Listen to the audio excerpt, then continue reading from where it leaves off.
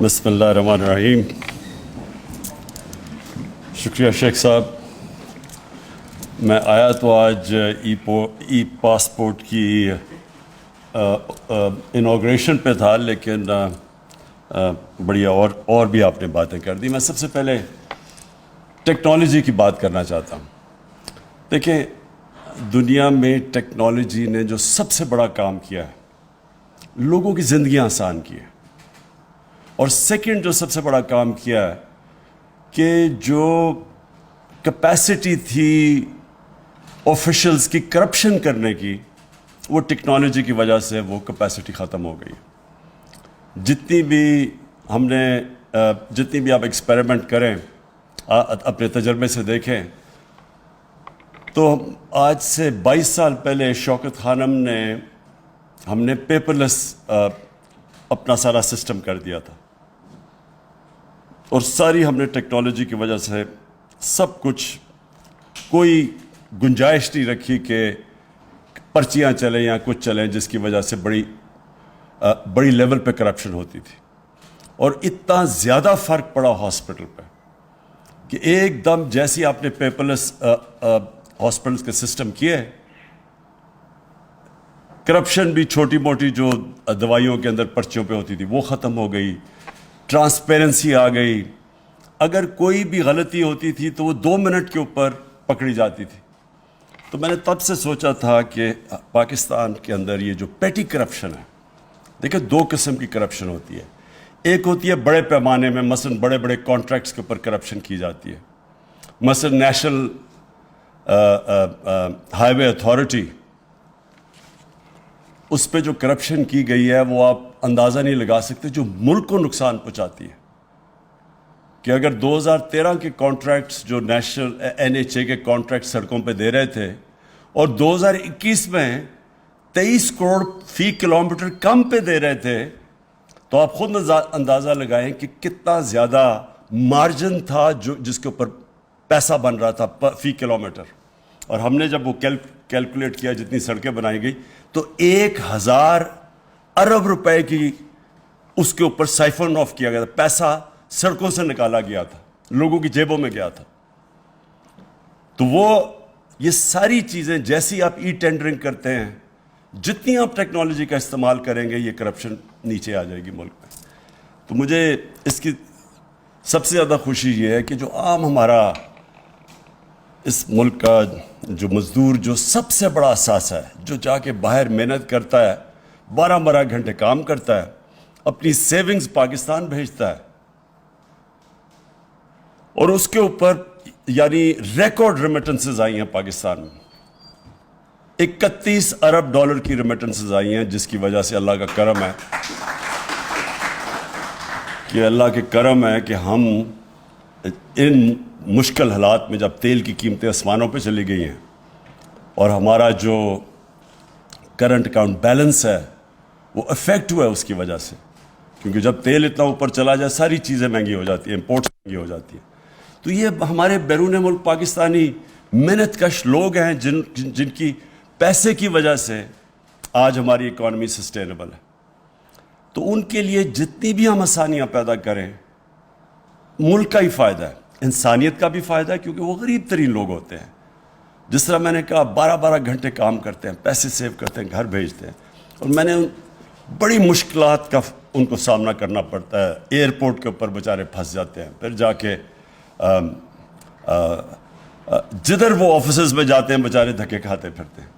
تو یہ جو شیخ صاحب، انٹیریئر منسٹری کو میں آج خراج تحسین پیش کرتا ہوں، اور نادرا کو بھی، کہ آپ نے یہ مل کے یہ جو ای پاسپورٹ بنایا، اور یعنی آپ نے اپڈیٹ کر دیا ہے پاکستان کی بھی، یہ جو سسٹمز ماڈرن کر دیے کہ اب کوئی کیوز نہیں کرنے پڑیں گے. جس کے پاس ای پاسپورٹ ہوگا وہ سیدھا گیٹ سے نکل جائے گا بیچ میں. تو یہ جو ایئرپورٹس کے اندر مسئلے آتے ہیں، اور خاص طور پہ عام لوگوں کو، وہ بھی چلے جائیں گے. سیکیور بھی ہے، جس طرح آپ نے کہا کہ اس میں سیکیورٹی چیکس ہیں، پاسپورٹ سیکیور بھی ہو جائے گا.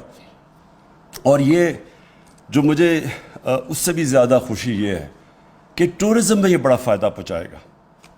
دیکھیں، پاکستان کا جو فیوچر ہے نا، اس پہ ٹورزم بہت بڑا رول پلے کرے گی. ہمارا اس وقت مسئلہ ہے کہ جیسے جیسے ہماری ایکسپورٹس اوپر جا رہی ہیں لیکن ابھی بھی ہماری امپورٹس اس سے بہت زیادہ ہے. تو وہ جو گیپ ہے، ٹریڈ گیپ جسے کہتے ہیں، وہ ہمیں جب تک ہماری ایکسپورٹس کی کیپیسٹی بڑھتی نہیں جاتی کہ ہم ایکسپورٹس اپنی امپورٹ سے آگے لے جائیں، تب تک یہ جو گیپ فل ہو سکتا ہے. ایک تو ریمیٹنسز سے اوورسیز پاکستانی کرتے ہیں، دوسرا ٹورزم. پاکستان ایک وہ ملک ہے جس کو اللہ نے اس طرح کی ویرائٹی دی ہے کہ ہم ہر قسم کی ٹورزم اٹریکٹ کر سکتے ہیں، لیکن ہم نے کبھی توجہ نہیں دی ٹورزم کے اوپر، اور ٹورسٹ کے لیے آسانیاں نہیں پیدا کی. ہم نے ریزورٹس کے اوپر کبھی سوچا نہیں. ہم نے ٹورزم کو ابھی انڈسٹری بنایا ہے، اس کو پہلے انڈسٹری بنانا چاہیے تھا، اور انسینٹیوائز کرنا چاہیے تھا کہ باہر سے آئے لوگ انویسٹ کریں ریزورٹس کے اوپر. اصل میں ٹورزم صرف ایک ٹورسٹ آ جاتا ہے ملک میں، اس سے فائدہ نہیں ہوتا. ٹورسٹ ملک کے اندر آ کے جب پیسہ خرچ کرتا ہے تو ملک کو فائدہ ہوتا ہے. اس کے لیے ریزورٹس چاہیے، اس کے لیے ہم نے کبھی ان کو انسینٹیوائز نہیں کیا. ہم نے بہت بڑی ایک کام کیا ہے کہ ہم نے اسکردو کو انٹرنیشنل ایئرپورٹ بنا دیا. اس کا مطلب یہ کہ ڈائریکٹلی لوگ اب اسکردو آ سکیں گے، نہیں تو وہ آ کے بیچارے یہاں پھنستے تھے کہ موسم خراب ہوا. ادھر اسلام آباد میں لوگوں کے پاس ٹائم نہیں ہوتا کہ اگر مثلا میری 2 ہفتے کی چھٹیاں ہیں، اب میں 2-3 دن یا اسلام آباد میں انتظار نہیں کر سکتا کہ فلائٹ آئے تو میں اسکردو جاؤں. تو یہ جو اب ہم سٹیپس لے رہے ہیں، اور پھر اس کے ساتھ ای پاسپورٹ کو ٹورسٹ آتا ہے اس کے لیے آسانیاں پیدا کریں، اور اس سے بہت آسانیاں پیدا ہوں گی. تو یہ جو ہماری انشاءاللہ ٹورسٹ انڈسٹری کو جو چیزیں انسینٹیوائز کرتی ہیں، جس میں ایک ای پاسپورٹ بھی ہے، اس سے یہ ہوگا کہ اس ملک کا آگے جا کے جو پورا پوٹینشیل ہے، جو ہم ابھی تک اس کا پوٹینشیل کے قریب بھی نہیں پہنچ سکے، یہ اللہ کی ایک اس نے ہمیں یہ تحفہ دیا ملک کہ اس کا ہم سوچ بھی نہیں سکتے کہ یہ کدھر سے کدھر پہنچ سکتا ہے اور یہ ملک کتنا خوشحال ہو سکتا ہے. آخر میں شیخ صاحب آپ نے بات کی یہ جو پولیٹیکل کرائسس ہے. دیکھیں یہ پولیٹیکل کرائسس تو ملکوں میں آتے رہتے ہیں، کوئی نئی چیز نہیں ہے. پارلیمنٹری ڈیموکریسی کے اندر کرائسس آتا رہتا ہے. کبھی مثلا لوگوں کو اپنی پارٹی کے اندر کانفیڈنس چلا جاتا ہے. نو کانفیڈنس ووٹ ایک جائز جمہوری طریقہ ہے. اس کرائسس کا یہ ہے ایک فورن امپورٹڈ کرائسس. یہ ایک باہر سے سازش ہے پاکستان کے خلاف، اور یہ سازش تب سے ہوئی جب سے وہ لوگ جو باہر سے پاکستان کو ایک ٹیلی فون کال کے اوپر کنٹرول کرتے تھے، ایک ٹیلی فون کال پہ ہمارے سے چیزیں منواتے تھے ہمارے نیشنل انٹرسٹ کے خلاف، وہ لوگ برداشت نہیں، ان کو عادت نہیں ہے کہ پاکستان میں کوئی ایسی لیڈرشپ ہو جو اپنے ملک کے انٹرسٹ کے لیے فیصلے کرے، کسی اور ملک کے انٹرسٹ کے لیے اپنے ملک کے لوگوں کے مفادات قربان نہ کرے. جو وار آن ٹیرر میں آپ کے سامنے ہوا ہے کہ تباہی ہوگی پاکستان کی، کوئی ایک مجھے بتا دے کہ اس جنگ میں شرکت کر کے کیا فائدہ ہوا؟ صرف نقصان ہی نقصان ہوا ہمارے معاشرے کے اندر. جو بیچارے، اور خیر میں تو کتنے ہسپتال گیا، لوگ بیچارے کسی کی ٹانگیں نہیں ہیں، بازیں نہیں ہیں، کوئی پیرالائز ہو گئے جو بچے تھے. یہ بومب اٹیکس جو ہوئے تھے 80,000 لوگ ہمارے مر گئے.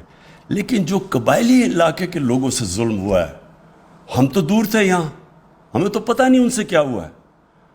جہاں ڈرون اٹیکس، وہاں جو تباہی مچی، وہاں 35 لاکھ لوگوں نے نقل مکانی کی. زکوٰۃ دینے والے اوور نائٹ زکوٰۃ لینے والے بن گئے.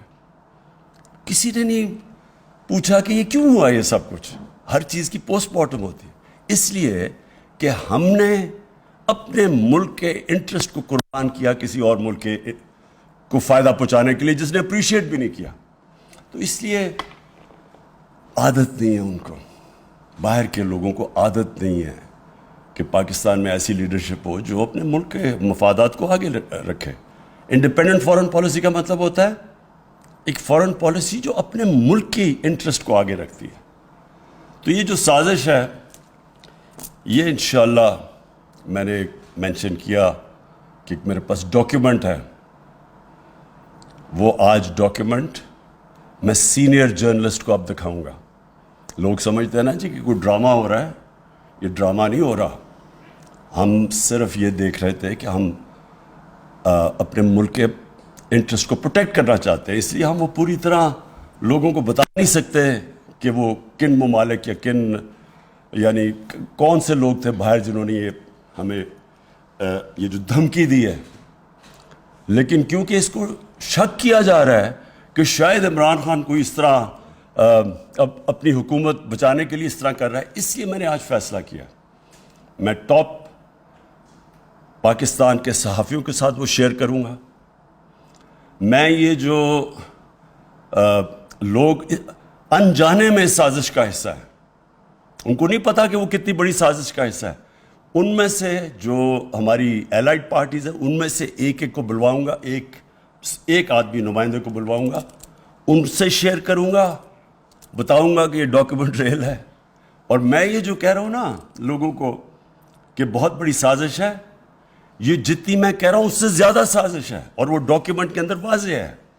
تو شیخ صاحب آج میں ان سب کو دکھاؤں گا تاکہ لوگوں نے جو فیصلہ کرنا کرے، لیکن کم از کم فیصلہ کرتے وقت یہ سوچ لیں کہ جو بھی آپ فیصلہ کریں گے کہیں آپ ایک بہت بڑی انٹرنیشنل سازش جو پاکستان کے خلاف ہو رہی ہے اس کا حصہ نہ بن جائیں.